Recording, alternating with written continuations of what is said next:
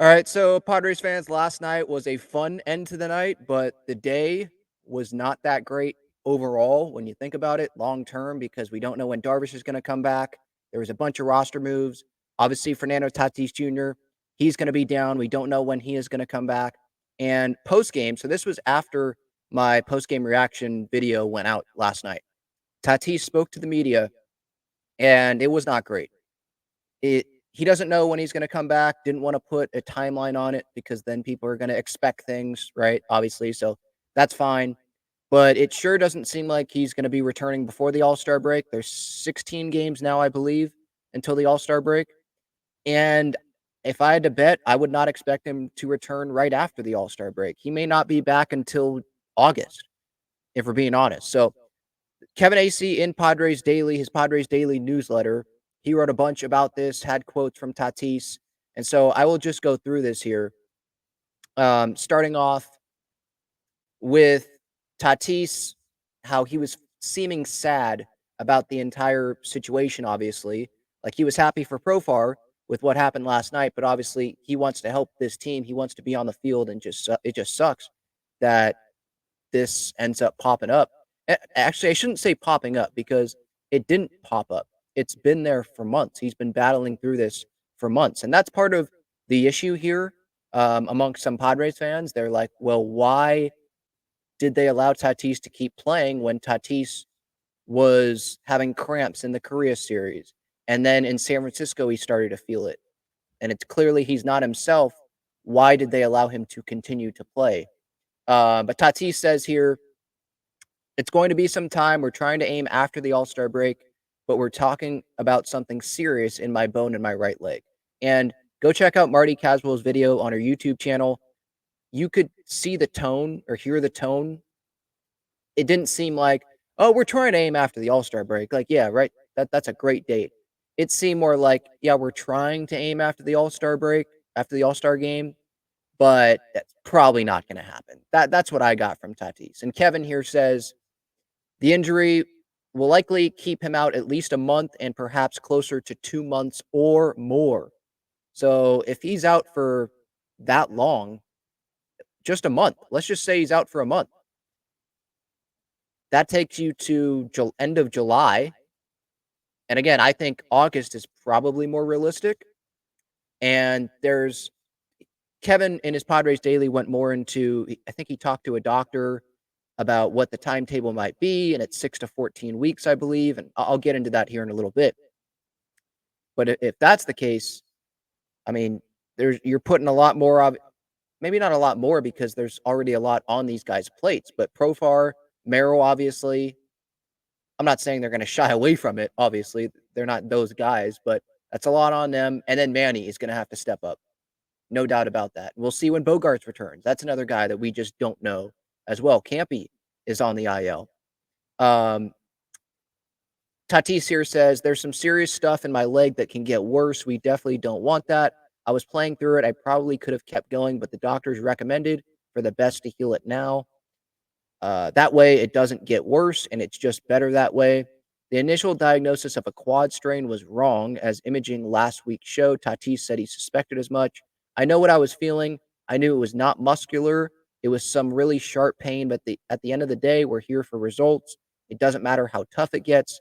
We just have to go out there and show up. And I totally appreciate that. Like, that's the Manny mindset is who cares what you're going through? Your job is to go out there and play. There's a bunch of fans that are here to watch you play and help this team go win baseball games. And you're getting paid a lot of money. You're one of the leaders of this team. You're one of the faces of the franchise. You have a duty to go out there and play. It doesn't matter what you do. If you're hurt, you play. If you're injured, that's something else.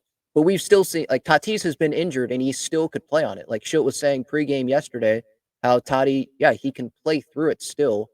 And by the way, I guess this goes to the argument about, Tatis and should they have stopped this sooner?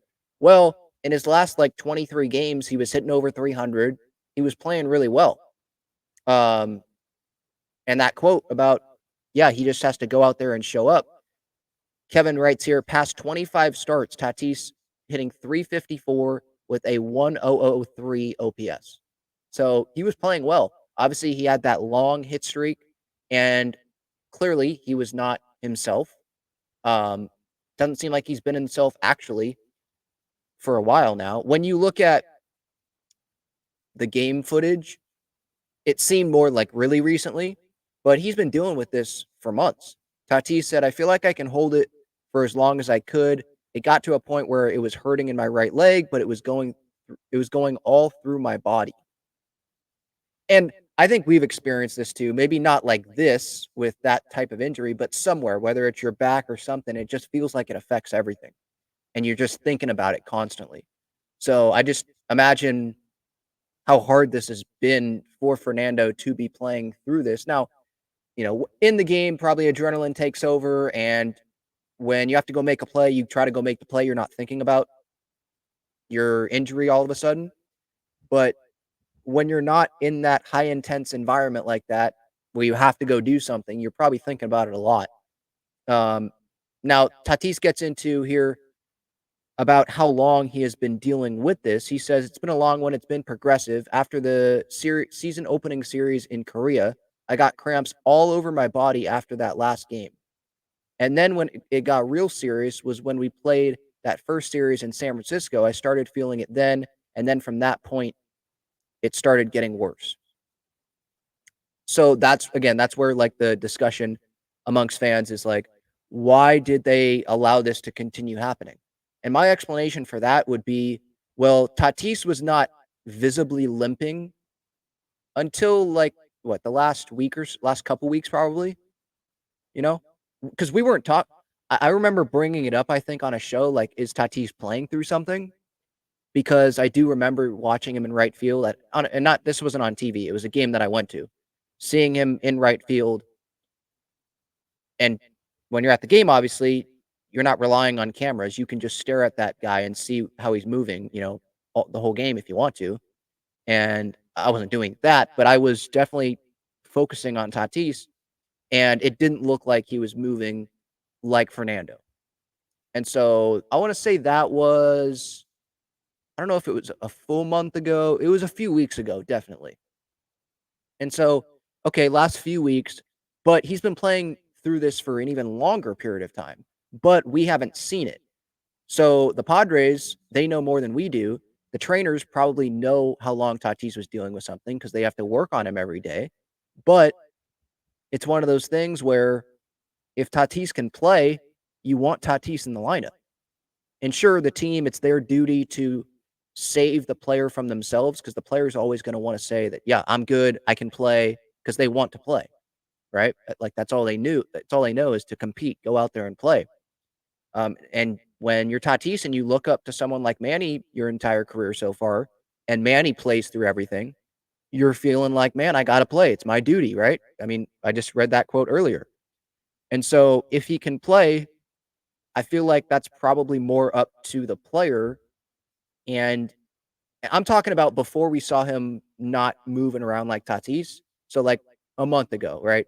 He's been doing this for the last couple months. So, like that, I understand why he's continuing to play then because he looks fine, right?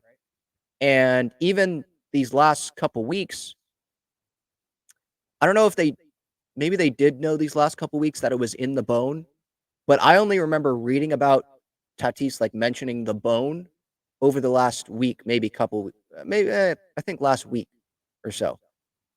So it hasn't been a while since we've publicly heard about it. So maybe once he started mentioning it publicly, that's when it was like actually really getting to him. Um, but yeah, I mean, and initially, I think something we also got to bring up that it just popped into my head wasn't the initial diagnosis on him was that it was a strain, it was a quad strain. And so that was with the muscle, not the bone. So if that's the case, then the training staff's probably like, "Oh, it's not that big of a deal. We can work through it as long as the player wants to work through it and go play. Gonna have to put work into it, obviously." And I'm not saying the training staff is not looking out for Tatis. They are. I'm just saying if the player wants to play, the training staff's gonna help that player be ready to go play. And it's what they thought, at least recently, right? Pretty recently, was it wasn't a bone thing. They thought initially it was more of a It was more muscular quad strain, and sometimes you can play through that. And Tatis was playing through it, by the way, and he was hitting pretty well. He wasn't moving great, but he was still producing offensively for this team. So it just sucks because obviously we know what he's had to deal with the suspension and then coming back and he wasn't fully him. Then he had the full great offseason, and I was super optimistic going into the year. And then we had that big hitting streak, and we've seen some things from him. And it was like, all right, this could be the first full season. I think before the year, I was talking about, yeah, Tatis MVP. And then boom, this this happens. And when I say boom, meaning like he goes on the IL and we don't know when he's going to come back. That's what I mean by that. It's not boom because, oh, it just happened. No, because this has been building up. But that's part of the issue. Like, what if the Padres shut Tatis down a month ago?